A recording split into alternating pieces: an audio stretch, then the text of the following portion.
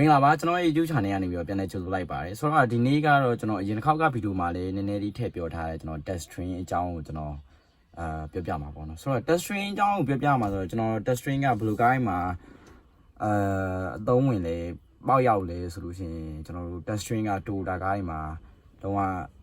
ထိရောက်ပြီးတော့ပေါက်ရောက်တယ်လို့ပြောလို့ရတယ်ဆိုတော့ကျွန်တော်အခုထိုင်နေတဲ့ကားကလည်းကျွန်တော်တို့ဒီမှာတူတာထွက်တယ်ကျွန်တော်တို့ D40 engine ပေါ့နော် 1KD engine market engine ကိုကျွန်တော်ဒီနေ့ကတော့ကျွန်တော်ရဲ့ဒီ laptop နဲ့Techstream software နဲ့ကျွန်တော်တို့သုံးပြီးတော့ဘယ်လိုပြောရမလဲကားကိုဟတ်ကြည့်တယ်ပြောမလားကားကိုနည်းနည်းလေးစစ်ကြည့်မှာပေါ့နော် check လုပ်ကြည့်မယ်ကျွန်တော်ဘာလုပ်လို့ရလဲဆိုတော့ကျွန်တော်ရဲ့ laptop လေးနဲ့ပဲအဲ့ software လေးနဲ့ကျွန်တော် run ကြည့်မှာပေါ့နော်ဆိုတော့ကျွန်တော် laptop ကဒီကောင်မှတစ်ခုတော့ရှိတယ်ဒီကောင်ကMacBookနဲ့ဆိုလို့ကျွန်တော်အရင်ကြီးစမပြေဘူးပေါ့နော် MacBook ကို Windows ပြောင်းတဲ့ software တွေတော့ရှိတယ်ကျွန်တော် online မှာတော့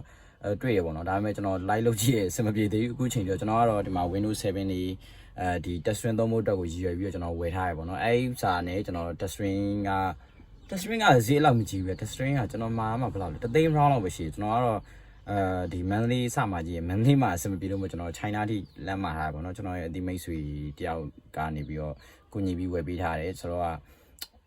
အဲ့ဥစားလေးနဲ့ကျွန်တော်ဒီမှာ Toyota D40 KD engine ကိုကျွန်တော်တို့ချက်ကြည့်လိုက်အောင် Okay let's go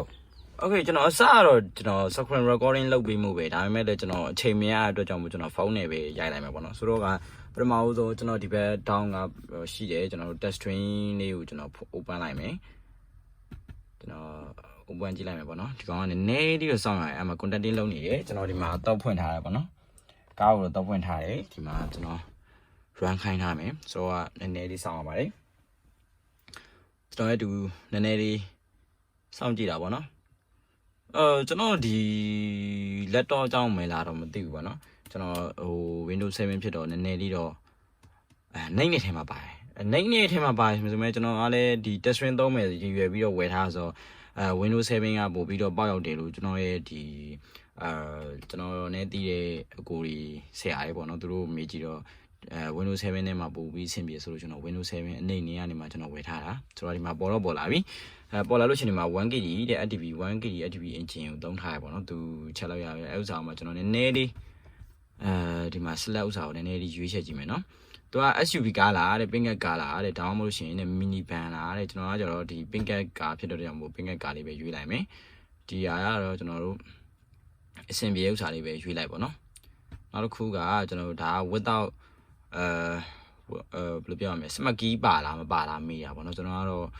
without smart key ဖြစ်တဲ့အတွက်ကြောင့်မို့ without smart key ကိုပဲကျွန်တော်ရွေးလိုက်မယ်ဆိုတော့ဒီမှာအဆင်ပြေလို့ကျွန်တော် pin number တွေတော့ရိုက်ထည့်ပေးလို့ရှိရင်ပို့ပြီးတော့တိကျတာပေါ့နော်ကျွန်တော် pin number တွေရိုက်ကြည့်လိုက်မယ်ဆိုတော့ကျွန်တော်ရဲ့ pin number က M R အိုးတော့ပေါ့ပြစီကိုနော်ဒီကောင်မှာအိုးပါလာဘူး 08 7 29 G9 047 047ပြီးလို့ရှိရင်ကျွန်တော်1.6လေး1.6လေးဆိုတော့ကျွန်တော် pin number တော့ကျွန်တော်ပြည့်စုံစွာရိုက်ထည့်ပြီးပေါ့နော်အဲ့ဒါပြီးလို့ရှိရင်ကျွန်တော်တို့ next လေးကိုနှိပ်လိုက်မယ် next နှိပ်ပြီးလို့ရှိရင်နည်းလေးတော့စောင့်ရမယ်ကောနည်းနည်းလေးတော့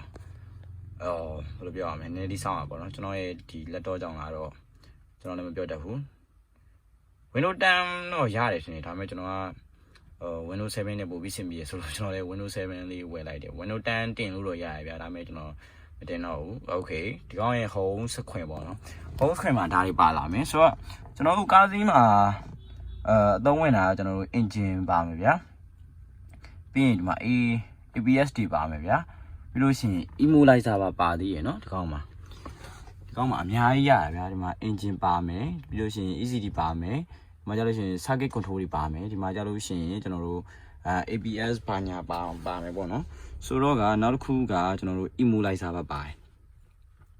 ဒီမှာ immobilizer ပါမယ်ပြီးလို့ရှိရင်ဒီ SRS airbag တွေပါမယ်အများကြီးပါ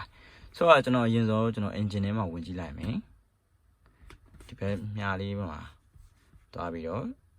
next လေးနှိပ်လိုက်အောင်မယ်အဲ့ပြီးလို့ရှိရင်ခဏလေးစောင့်လိုက်မယ်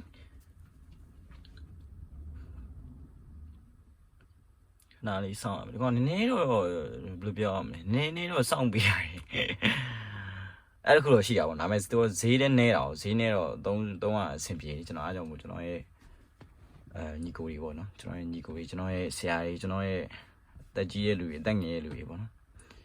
ပြီးလို့ရှိရင်ကျွန်တော်တို့ဒီမှာကုတ်ကတော့ဒီအင်ဂျင်ကောင်းတဲ့အတွက်ကြောင့်မို့ကျွန်တော်တို့ဘာကကုတ်မှမရှိပါဘူးကျွန်တော် light data လေးကြည့်အောင် data list ပေါ့နော်ကျွန်တော်တို့ဟို set ဒီမှာဆိုလို့ရှိရင်တော့ light data လို့ပါတယ်ဒီကောင်ကျတော့ data list ဆိုပြီးတော့ထွက်လာတယ်ဒီမှာကြည့်လိုက်ပါ data list ထဲမှာအများကြီးပါတယ် file speed ပါမယ် engine speed ပါမယ်ပြီးလို့ရှိရင် calculate load တို့ပြီးရင် MAS ဆို map airflow sensor တွေပါတယ်ပေါ့နော်အများကြီးပါတယ်ဗျာဆိုတော့ကျွန်တော် data လေးမှာတစ်ချက်ကြည့်လိုက်မယ်ကျွန်တော်မနိုးခင်ချိန်နေနဲ့ဒီမှာစနိုးပြီးသားချိန်နေပေါ့နော်ကားဘောကနည်းနည်းလေးတော့တုံနေတယ်ဆိုတော့ကကျွန်တော် zone လေးနည်းနည်းဆွဲကြည့်လိုက်မယ်ဒီမှာကျွန်တော်တို့ဒီမှာ total position ဘာညာပေါ့နော်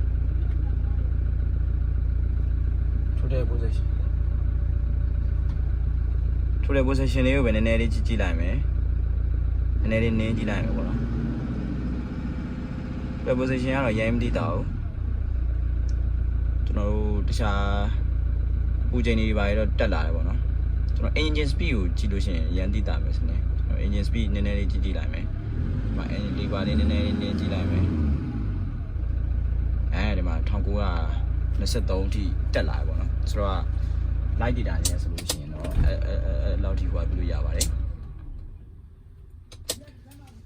ဆိုတော့က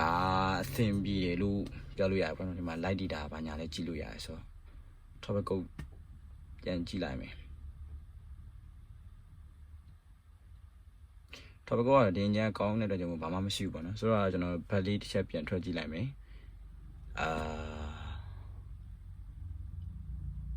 home screen ကိုပဲကျွန်တော်ပြန်သွားကြည့်မယ်ပေါ့နော်โอเคဒါကကျွန်တော်တို့ရဲ့ home screen ကိုပြန်ပါပြီဆိုတော့ဒီထဲမှာ APS တွေပါလေရရဗျာဒီလား APS တွေရရမယ်ကျွန်တော်တို့ emulator ဆိုတာကျွန်တော်တို့တော့ရဲ့program တွေကိုကူးတာတို့ program တွေဖြတ်တာတို့တော့ပွားတာတို့ဘာလို့ပေါ့နော် app စာရေးလုပ်လို့ရမယ် APS တွေစစ်လို့ရမယ်ဗျာဒီမှာ app တွေစစ်လို့ရမယ်ဆိုတော့